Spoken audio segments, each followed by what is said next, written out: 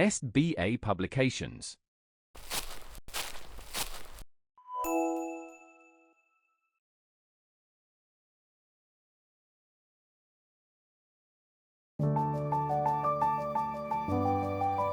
नमस्कार प्यारे बच्चों, कैसे हैं आप सभी लोग।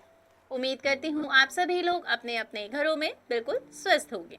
बच्चों, आज मैं विनीता नौटियाल आपको पढ़ाने जा रही हूँ आपका पाठ 16, जिसका नाम है अपना काम स्वयं करो। स्वयं मतलब खुद करो। तो आइए शुरू करते हैं।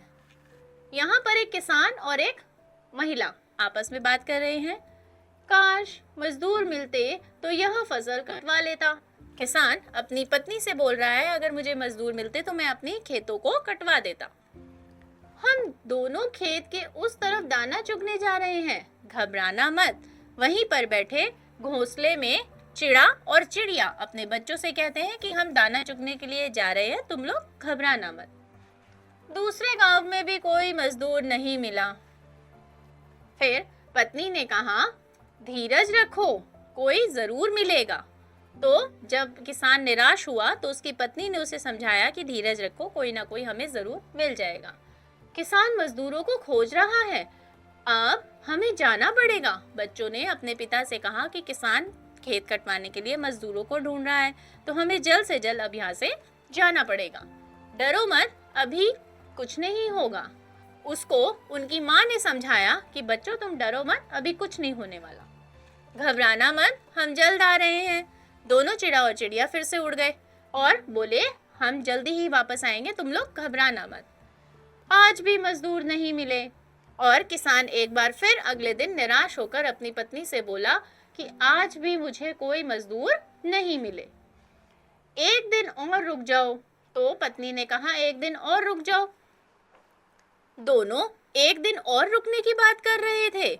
बच्चों ने चिड़ा और चिड़िया के वापस आने पर उन्हें बताया कि किसान और उसकी पत्नी सिर्फ एक दिन और रुकने की बात कर रहे हैं। डरो मत, कुछ नहीं होगा। दोनों माता पिता ने बच्चों को गले लगाया और उनको बोला कि डरो मत, अभी कुछ नहीं होने वाला है। ऐसे तो फसल बर्बाद हो जाएगी, क्या करें। पत्नी ने सोचा, ऐसे तो फसल बर्बाद हो जाएगी तो कब तक हम किसी दूसरे का इंतजार करें, कल हम खुद ही काट लेंगे। पत्नी ने कहा, कल हम दोनों मिलकर खुद ही फसल काट लेंगे। हाँ, अपना कार्य आप ही करना चाहिए। किसान ने कहा, हाँ तुम सही कह रही हो, अपना कार्य हमें खुद करना चाहिए। कल दोनों फसल काटेंगे। अब सचमुच फसल कट जाएगी, हम कल सवेरे ही उठ चलेंगे। इतने में चिड़ा ने अपने बच्चों और चिड़िया को समझाते हुए कहा कि कल अब ये दोनों खुद अपना काम करने आएंगे और फसल काटेंगे, इसलिए अब हम कल सुबह ही यहाँ से उड़ चलेंगे। तो बच्चों, इस कहानी के माध्यम से आपको यह समझाया गया है कि जब तक हम अपने काम को लेकर दूसरों पर आश्रित रहते हैं तब तक हमारा काम नहीं होगा, लेकिन जब हम सोच लेंगे कि हमें अपना काम खुद ही करना है तो हमारा काम झट से हो जाएगा। तो ये था आपका आज का पाठ। अब हम बढ़ते हैं शब्दार्थ की तरफ। पहला है मजदूर मतलब कामगार, धीरज मतलब धैर्य, बर्बाद मतलब नष्ट, गांव मतलब ग्राम छोटी सी बस्ती, फसल पैदावार, सचमुच वास्तव में। ठीक है, तो ये थे बच्चों आपके शब्दार्थ। अब आपको इसी से संबंधित अभ्यास कार्य को पूरा करना है।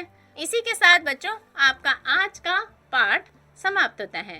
अब आपको दिए हुए अभ्यास कार्य को करना है और अच्छे से दोहराना भी है।